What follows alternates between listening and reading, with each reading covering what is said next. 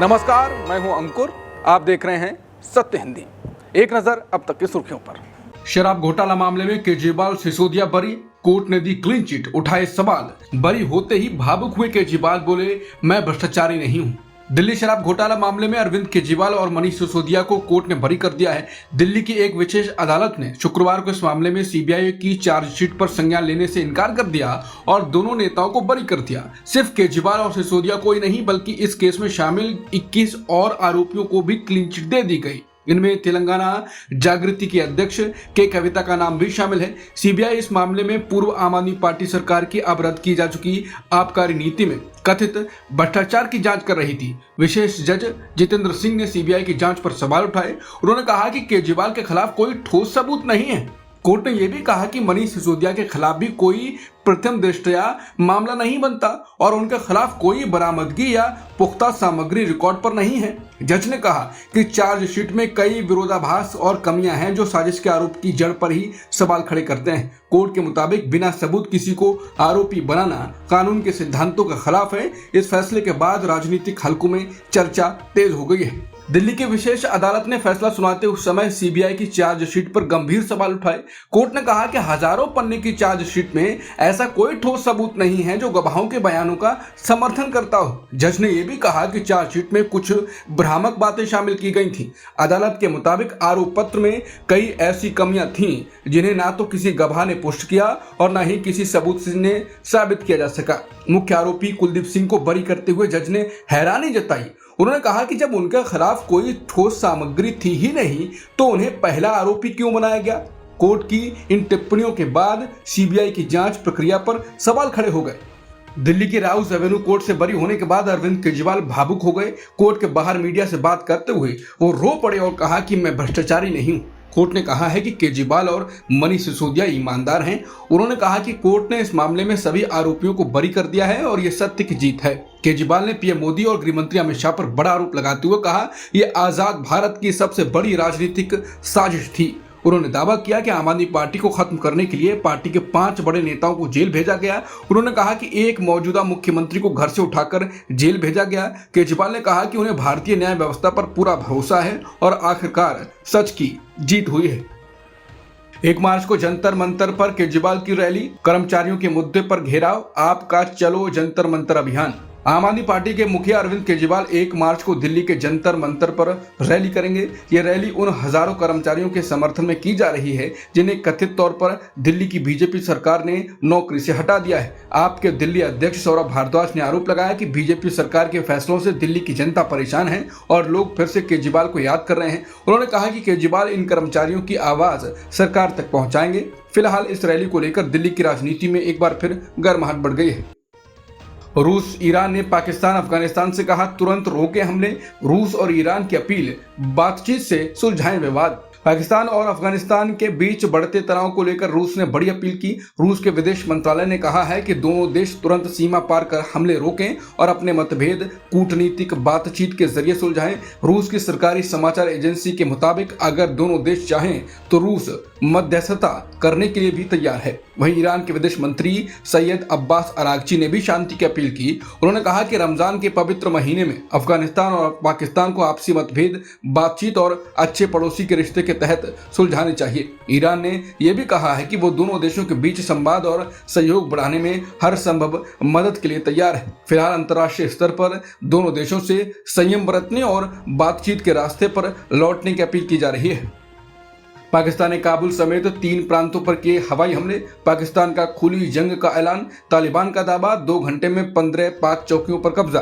पाकिस्तान और अफगानिस्तान के बीच तनाव अब खुली जंग तक पहुंच चुका है। शुक्रवार तड़के पाकिस्तान ने काबुल और अफगानिस्तान के 2 अन्य प्रांतों में हवाई हमले किए। तालिबान के प्रवक्ता जबीहुल्लाह मुजाहिद ने कहा कि पाकिस्तानी सेना ने काबुल, कंधार और पख्तिया के कुछ हिस्सों को निशाना बनाया। पाकिस्तान के रक्षा मंत्री ने दोनों देशों के बीच खुली जंग जैसी स्थिति की बात कही। ये कार्रवाई उस समय हुई जब गुरुवार रात अफगान बलों ने पाकिस्तानी सीमा चौकियों पर हमला किया था। इसके बाद पाकिस्तान ने जवाबी कार्रवाई के तहत ऑपरेशन गजब-ए-लेल हक शुरू किया। पाकिस्तान के सूचना मंत्री अताउल्लाह तरार ने दावा किया है कि इस ऑपरेशन में 133 अफगान तालिबान लड़ाके मारे गए और 200 से ज्यादा घायल हुए हैं। दोनों देशों के बीच रिश्ते पिछले कुछ महीनों से खराब चल रहे हैं। अक्टूबर में हुई हिंसक झड़पों में 70 से ज्यादा लोगों की मौत हुई थी। तब से दोनों देशों के बीच कई जमीनी सीमा रास्ते भी बंद हैं। फिलहाल हालात बेहद तनावपूर्ण बने हुए हैं।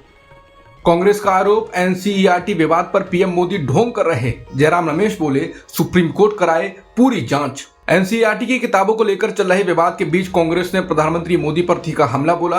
कांग्रेस नेता जयराम रमेश ने कहा कि पीएम मोदी इस मुद्दे पर दिखावटी नाराजगी जता रहे हैं। उन्होंने कहा कि इजराइल के मामले में असली नैतिक साहस न दिखाने के बाद पीएम अब एनसीईआरटी की किताबों के मुद्दे पर दिखावटी नाराजगी जता रहे। ऐसा लग रहा है ये सिर्फ नुकसान के भरपाई यानी डैमेज कंट्रोल की कोशिश है। वो ये संदेश देना चाह रहे हैं कि एनसीईआरटी की किताबों में न्यायपालिका पर की गई आलोचनात्मक टिप्पणियों से वो बहुत नाखुश हैं। पिछले 10 सालों में उनके नेतृत्व में ऐसे लोगों का एक समूह काम करता रहा है जिन पर आरोप है कि उन्होंने पाठ्य पुस्तकों में अपनी विचारधारा को बढ़ावा देकर गंभीर नुकसान पहुंचाया है। ये कोई गलती से हुई चूक नहीं है, बल्कि एक सुनियोजित विचारधारा फैलाने का अभियान बताया जा रहा है। आरोप ये भी है कि पाठ्य पुस्तकों को दोबारा लिखने की जिस प्रक्रिया को नागपुर से जुड़ा वैचारिक ढांचा कहा जा रहा है, उसे खुद पीएम ने दिशा दी। अब सुप्रीम कोर्ट ने जिन किताबों पर आपत्ति जताई है, उनसे खुद को अलग दिखाना पीएम की दोहरी नीति बताया जा रहा है। उन्होंने आगे कहा कि सुप्रीम कोर्ट को अब इस बात की पूरी जांच करानी चाहिए कि किताबों को किस तरह बदला गया और क्या उन्हें राजनीतिक ध्रुवीकरण और बदले की राजनीति का माध्यम बना दिया गया। एनसीईआरटी किताब के भ्रष्टाचार अध्याय पर विवाद बढ़ा। पीएम ने मांगी जवाबदेही, जांच का आदेश। सुप्रीम कोर्ट के फटकार के बाद एनसीईआरटी ने मांगी माफी। एनसीईआरटी की कक्षा 8 की सामाजिक विज्ञान की किताब में न्यायपालिका से जुड़े एक अध्याय को लेकर बड़ा विवाद खड़ा हो गया और अब रिपोर्ट्स के मुताबिक इस मामले में प्रधानमंत्री मोदी ने अधिकारियों को निर्देश दिया है कि पूरे मामले की विस्तार से जांच की जाए और जिम्मेदारी तय की जाए। सरकारी सूत्रों के मुताबिक पीएम ने कहा ये देखा जाए कि गलती कहां हुई और इसके लिए कौन जिम्मेदार है। वहीं केंद्रीय शिक्षा मंत्री धर्मेंद्र प्रधान ने भी कहा है कि सरकार इस पूरे मामले की जांच कराएगी। उन्होंने साफ किया कि जिन अधिकारियों की जिम्मेदारी होगी उनके खिलाफ कार्रवाई की जाएगी। शिक्षा मंत्रालय ने सूचना और प्रसारण मंत्रालय और इलेक्ट्रॉनिक्स व आईटी मंत्रालय को भी पत्र लिखकर कहा है इस विवादित किताब को डिजिटल प्लेटफॉर्म और मीडिया पर आगे प्रसारित होने से रोका जाए। दरअसल नई सामाजिक विज्ञान की किताब में न्यायपालिका में भ्रष्टाचार से जुड़ा एक हिस्सा शामिल था, जिस पर इस हफ्ते के विवाद खड़ा हो गया। सुप्रीम कोर्ट ने भी इस मामले पर स्वतः संज्ञान लिया। चीफ जस्टिस की अगुवाई वाली बेंच ने इस पर जमकर फटकार लगाई। इसको न्यायपालिका के खिलाफ साजिश बताया गया और तुरंत एक्शन लेते हुए किताब को जब्त और बैन किया गया। WEF प्रमुख के इस्तीफे के बाद भारत में भी सियासी घमासान। क्लॉस श्वाब ने दिया इस्तीफा। हरदीप पुरी पर उठे सवाल।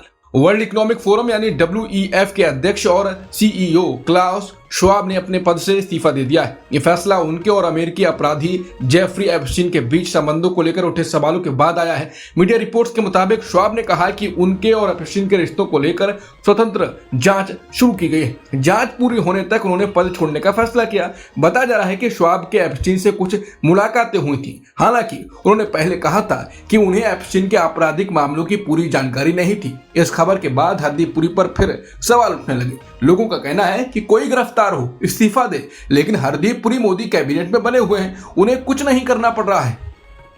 AIADMK के दिग्गज ओ पनीरसेल्वम अब DMK के साथ। तमिलनाडु की राजनीति में विधानसभा चुनाव से पहले बड़ा बदलाव देखने को मिला। राज्य के 3 बार मुख्यमंत्री रह चुके ओ पनीरसेल्वम ने 27 फरवरी को DMK ज्वाइन कर ली। उन्होंने ये कदम DMK अध्यक्ष और मुख्यमंत्री MK स्टालिन की मौजूदगी में उठाया। ओ पनीरसेल्वम को AIADMK की पूर्व नेता जयललिता का करीबी और भरोसेमंद माना जाता रहा है।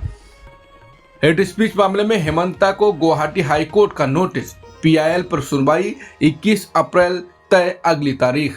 असम के मुख्यमंत्री हेमंता बिस्वा शर्मा को गुवाहाटी हाई कोर्ट ने नोटिस जारी किया है। ये नोटिस उन जनहित याचिकाओं यानी PIL के सिलसिले में जारी किया गया है जिनमें मुख्यमंत्री पर हेट स्पीच यानी भड़काऊ भाषण देने का आरोप लगाया गया है। मुख्य न्यायाधीश आशुतोष कुमार और न्यायमूर्ति अरुण देव चौधरी की खंडपीठ ने इस मामले में केंद्र सरकार, असम सरकार और राज्य के DGP को नोटिस भेजा है। कोर्ट ने मामले की अगली सुनवाई के लिए 21 अप्रैल की तारीख तय की है। गौरतलब है कि असम में विधानसभा चुनाव मार्च-अप्रैल में होने की संभावना है। ऐसे में ये मामला राजनीतिक रूप से भी अहम माना जा रहा है। अब सभी की नजर 21 अप्रैल की अगली सुनवाई पर टिकी है। शंकराचार्य के अग्रिम जमानत अर्जी पर सुनवाई आज। बोले भारत के कानून, जुडिशरी और पुलिस महकमे का हो रहा दुरुपयोग। शंकराचार्य स्वामी अभिमुक्तेश्वरानंद सरस्वती की अग्रिम जमानत याचिका पर प्रयागराज हाईकोर्ट में आज सुनवाई होगी। पॉक्सो एक्ट में दर्ज मुकदमे में शंकराचार्य, उनके शिष्य मुकुंदानंद के अलावा अज्ञात का नाम है। ऐसे में दोनों की जमानत की अर्जी पर आज सुनवाई होगी। वहीं जमानत अर्जी सुनवाई से एक दिन पहले शंकराचार्य ने विद्या मठ में मीडिया को बयान दिया कि पूरी तरह से कहानी बनाई गई है और उसे चला दिया है। हमें बड़ा मजा आ रहा है। बड़े बड़े चैनल और उनके एंकर को देखकर एक हिस्ट्री शीटर आता है, कहानी बनाकर लुढ़का देता है, सारे लोग उसमें दबकर हाय दैया करने लगते हैं। ये भारत के कानून और जुडिशरी पुलिस महकमे का इतना बड़ा दुरुपयोग हो सकता है, ये हमें देखने को मिल रहा है। शंकराचार्य ने कहा कि संस्था को संरक्षित करने के लिए एक परिकर वर्ग होता है। हमने उससे कहा कि अगर गिरफ्तार करके ले जाए तो क्या बाधा है। उन्होंने कहा कि हमें कोई बाधा नहीं है, लेकिन वहां ले जाकर आपको जहर का इंजेक्शन लगा दे तो। ऐसी कई सारी कहानियां आ चुकी है। जेल में ले जाकर गड़बड़ किया जाता है। एप्स्टीन केस में हिलेरी क्लिंटन कमेटी के सामने पेश हुई। हिलेरी क्लिंटन बोली, ट्रंप को भी शपथ लेकर कमेटी के सामने गवाही देनी चाहिए। कमेटी ने डेमोक्रेट रिपब्लिकन आमने सामने। अमेरिका में जेफरी एप्स्टीन मामले में पूर्व विदेश मंत्री हिलेरी क्लिंटन गुरुवार को रिपब्लिकन पार्टी के नेतृत्व वाली एक संसदीय कमेटी के सामने पेश हुई। यह कमेटी एप्स्टीन से जुड़े लोगों की जांच कर रही है। अपनी पेशी के दौरान हिलेरी क्लिंटन ने सीधे अमेरिकी राष्ट्रपति ट्रंप पर निशाना साधा। उन्होंने मांग की कि ट्रंप को भी शपथ लेकर कमेटी के सामने गवाही देनी चाहिए। हिलेरी ने साफ कहा कि उन्हें एप्स्टीन के अपराधों की कोई जानकारी नहीं थी। उन्होंने ये भी कहा कि वो कभी एप्स्टीन के निजी दूत पर नहीं गई और न ही उसके विमान में यात्रा की। उन्होंने कमेटी पर आरोप लगाया कि वो एक खास सार्वजनिक अधिकारी को बचाने की कोशिश कर रही है। कमेटी के चेयरमैन जेम्स कोमर ने कहा कि जांच का मकसद एप्स्टीन से जुड़े सभी पहलुओं को समझना है। डेमोक्रेट पार्टी के सदस्य रॉबर्ट गार्सिया ने भी ट्रंप को तुरंत गवाही लेने के लिए बुलाने की मांग की। उनका कहना है कि देश भर में पीड़ितों के मन में जो सवाल हैं, उनके जवाब ट्रंप को देने चाहिए। अब तक की खबरों में इतना ही। बाकी खबरों के लिए बने रहिए सत्यहिंदी.com के साथ। Copyright disclaimer under Section 107 of the Copyright Act 1976. Allowance is made for fair use for purposes such as criticism, comment, news reporting, scholarship, and research. Fair use is a use permitted by copyright statute that might otherwise be infringing.